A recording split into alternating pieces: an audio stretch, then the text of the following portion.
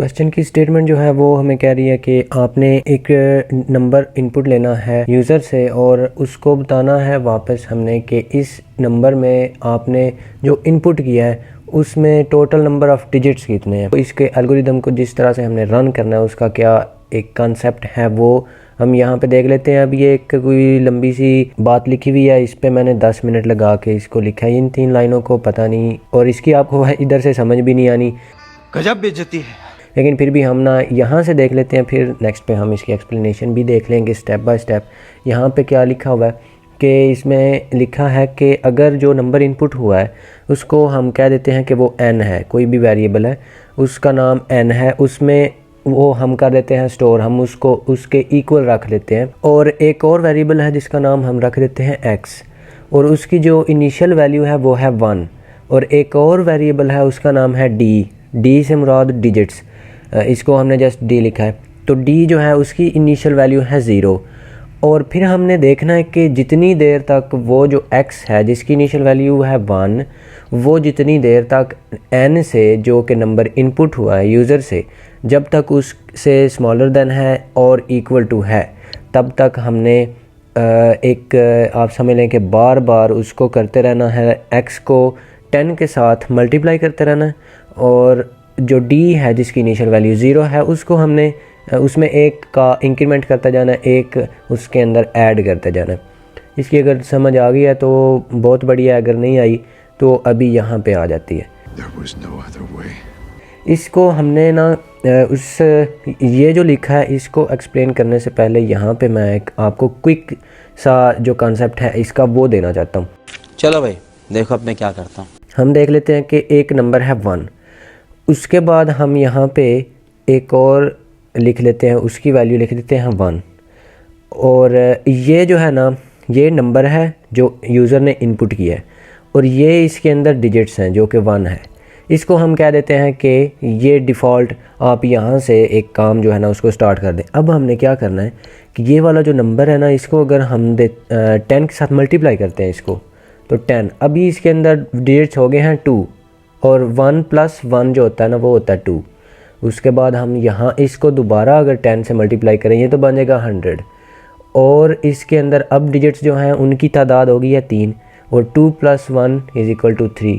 यहाँ पे आप अगर 10 के साथ मल्टीप्लाई और करते हैं तो ये बन जाएगा 1000 और इसके अंदर डिजिट्स जो हैं इस टाइम पे वो 4 हैं, 3 + 1 = 4।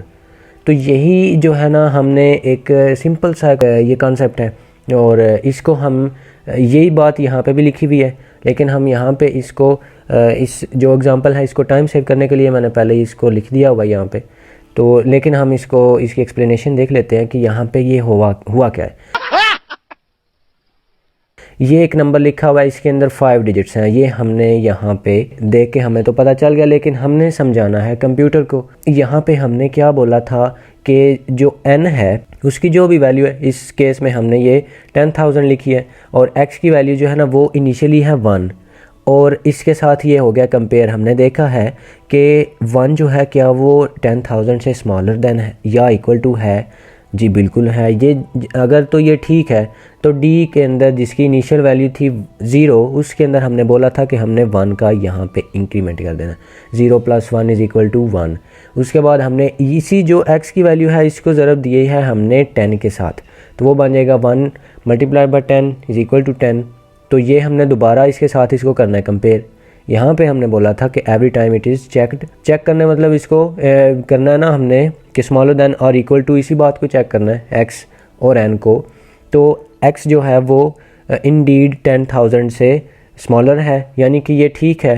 तो 1 + 1 करके आप कर दो इसको 2 और इसी तरह फिर इस 10 को 10 से मल्टीप्लाई करना है, वो बन जाएगा 100 और इसके साथ इसने चेक हुआ, ये हमने देखा कि ये इससे स्मॉलर देन है, इंडीड है। तो 2 + 1 इसके अंदर हमने 3 कर दिया एंड अप टू हम 10,000 गए, इसके साथ इसको मल्टीप्लाई करते गए। अब अगर यहाँ पे हम इसको 10 के साथ मल्टीप्लाई करें तो ये 100,000 बन जाएगा जो कि इससे स्मॉलर देन और इक्वल टू नहीं है। तो यहाँ पे हमारा हो जाएगा स्टॉप और d की वैल्यू जो हमें यहाँ से मिली है वो है 5 और इसके अंदर जो डिजिट्स थे वो भी 5 ही थे। अब ये भी नहीं है कि यूज़र एवरी टाइम जो है वो एक इस तरह का प्रिसाइज जो है ना नंबर इनपुट करेगा, वो तो कुछ भी कर सकता है जो उसकी मर्ज़ी हो। ये बड़ी अच्छी बात कही आप। तो हम कोई कॉम्प्लेक्स सा नंबर नहीं लेते, हम इसी को यहाँ पे जिसके अंदर ज़ीरोज़ ना हो, जस्ट मतलब एक आर्बिट्रेरी सा नंबर हम ले लेते हैं जिसके अंदर 3 डिजिट्स हैं, हमें पता है, लेकिन हमने बताना है कंप्यूटर को। तो क्या हुआ, हम यहाँ पे हमने बोला था कि x की वैल्यू इनिशियल जो है वो है 1। यहाँ पे आ जाओ जी, x को इसके साथ किया कंपेयर, और हमने ये भी बोला था कि एवरी टाइम उसने जब उसके साथ चेक होना है एज लॉन्ग एज ये इसके स्मॉलर देन और इक्वल टू है, तब तक ही वो चेक भी होगा, और तब तक ही इसके साथ इसकी मल्टीप्लिकेशन होती रहेगी, और तब तक ही इसके अंदर इसका एक का इंक्रीमेंट भी होता रहेगा। यहाँ पे हम देख लेते हैं कि n की वैल्यू जो है वो मिसाल है यूज़र ने इनपुट कर दिया 1 2 3, तो इसने इसके साथ हो गया कंपेयर। हमने देखा कि 1 जो है वो स्मॉलर देन 1 2 3 से है, ट्रू है, तो वो 0 + 1 करके इसको कर दिया हमने 1 डिजिट्स की तादाद, और उसके बाद हमने 1 को मल्टीप्लाई किया है 10 के साथ, वो बन गया 10, और ये अभी भी इससे स्मॉलर देन है, तो 1 + 1 करके हमने कर दिया है 2, और उसके बाद हम मज़ीद इसको 10 के साथ मल्टीप्लाई करेंगे, और यहाँ पे ये दोबारा चेक होगा, और ये कंडीशन अभी भी ट्रू है, यानी कि ये 1 2 3 से अभी भी छोटा है, और यहाँ पे हमने 2 में 1 का इंक्रीमेंट करके उसको बना दिया है 3।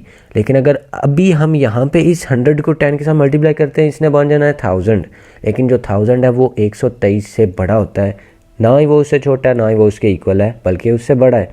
तो उधर हमने नहीं जाना, हमने जस्ट उधर तक ही चेक करना है जब तक वो उसके स्मॉलर देन और इक्वल टू रहे। ये हम यहाँ पे हमने इसका जो कॉन्सेप्ट था थियोरेटिकल, उसके अंदर हमने देख लिया था। तो आई होप कि ये इसका जो कॉन्सेप्ट है वो आपको समझ आ गया है।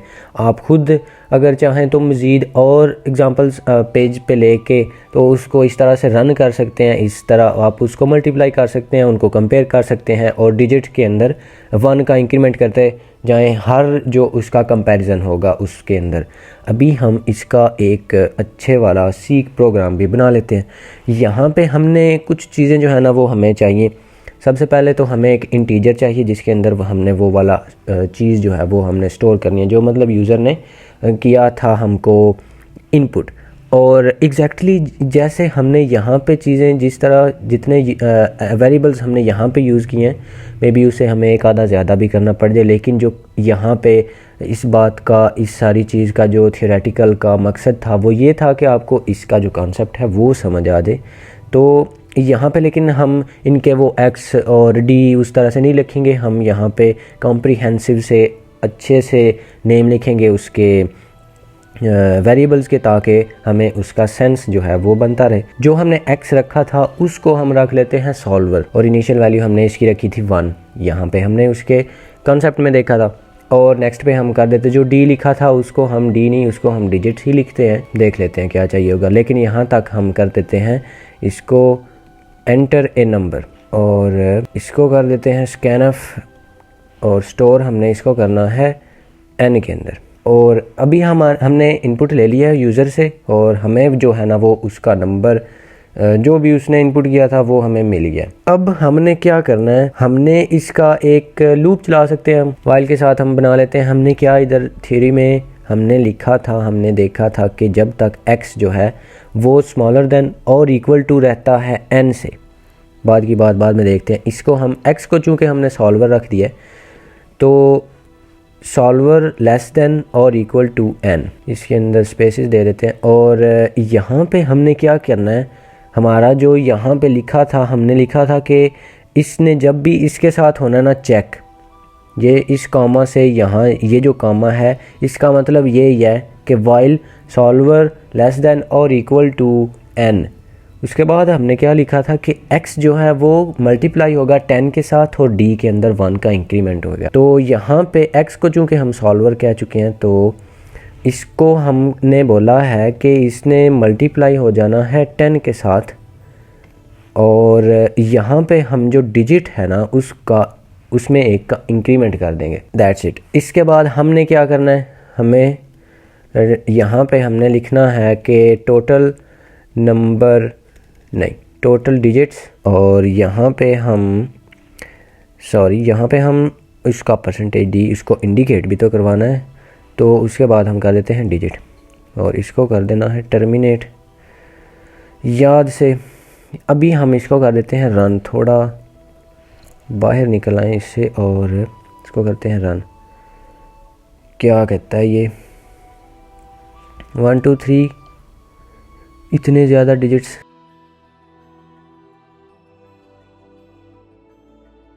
इसको ज़ीरो करना है यार, स्टार्ट में इसका इसका ज़ीरो रखना है। और अभी हम यहाँ पे ना न्यू लाइन भी कर देते हैं और इसको भी कर देते हैं 1 2 3 हैज़ 3 डिजिट्स। और कोई अजीब सा नंबर बड़े वाला कर दो तो उसके अंदर 6 डिजिट्स थे। अभी यहाँ पे मैं इसके एल्गोरिदम में हम जिस तरह से ये रन हुआ है ना, हम इसको दोबारा देख लेते हैं ताकि अगर आपको वहाँ पे कुछ चीज़ समझ नहीं आई थी तो यहाँ पे आपको दोबारा अंडरस्टैंडिंग में इजी हो जाए। तो यहाँ पे ना हमने जो इजी वाला हमने जो फर्स्ट हमारा था ना इनपुट, वही हम ले लेते हैं ताकि उसके अंदर स्टेप्स थोड़े कम हो और हमारा टाइम बचे।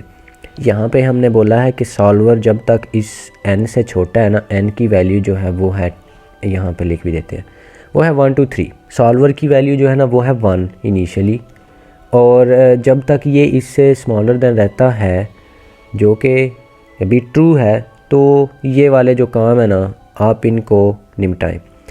यहाँ पे सबसे पहला काम क्या निपटाना है हमने कि इसको जो 1 है जिसकी वैल्यू सॉल्वर की इनिशियली, उसको मल्टीप्लाई कर दो 10 के साथ, और जो डिजिट है उसके अंदर एक का इंक्रीमेंट कर दो, जो पहले 0 था अभी हो जाएगा 1। तो हम ना जस्ट 1 ही लिख देते हैं। और अब दोबारा चूँकि यहाँ पे हमारा लूप जो था उसकी ये लास्ट वाली स्टेटमेंट थी, इसके बाद उसने दोबारा कंडीशन पे पहुँच जाना है और यहाँ पे वो देखेगा, इसको हम ऐसे लिख देते हैं 10 जो है वो देखेगा कि इससे ये स्मॉलर देन और इक्वल टू है, बिल्कुल है, ये ट्रू है, तो इसने यहाँ पे नीचे आ जाना है। और जो इसकी लास्ट टाइम पे वैल्यू थी ना वो है 10, और 10 को 10 के साथ अगेन इसकी मल्टीप्लिकेशन होगी। ये 10 जो है ये लास्ट वाले लूप के अंदर चूँकि इसकी वैल्यू अपडेट हो गई थी तो वहाँ से आई है, और ये वाला जो 10 है ये हमने यहाँ पे लिखा हुआ है, ये कांस्टेंट है, तो इसकी वैल्यू जो है ना वो हो जाएगी अब अपडेट होके 100, और 1 + 1 = 2। अभी ये यहाँ पे इसकी वैल्यू होगी है 100, और इसने यहाँ पे दोबारा इसको करना है चेक, ये बन गया है अभी भी ट्रू। तो लास्ट वाले जो हमारी थी ना इसकी वैल्यू सॉल्वर की वो थी 100, उसके साथ 10 का मल्टीप्लिकेशन होगा, वो बन जाएगी 1000, और यहाँ पे ये बन जाएगा 3। और अभी ये दोबारा यहाँ पे आएगा, इसने यहाँ पे देखना है कि जो 1000 है क्या वो स्मॉलर देन और इक्वल टू 1 2 3 है, बिल्कुल भी नहीं है, ये तो फॉल्स हो गया। तो यहाँ से जो कंट्रोल है उसने एस्केप करना है और यहाँ पहुँच जाएगा इस printf के ऊपर, और यहाँ पे बस वो यही लिखा हुआ है कि टोटल डिजिट्स, और इसके अंदर हमने ये वाला जो परसेंटेज डी है इसके अंदर हमने ये डिजिट्स को रख दिया है। डिजिट्स की वैल्यू जो इस वाली एग्जांपल में हमारी आई है वो है 3, तो वो यहाँ पे उसने प्रिंट कर देनी है। नाइस।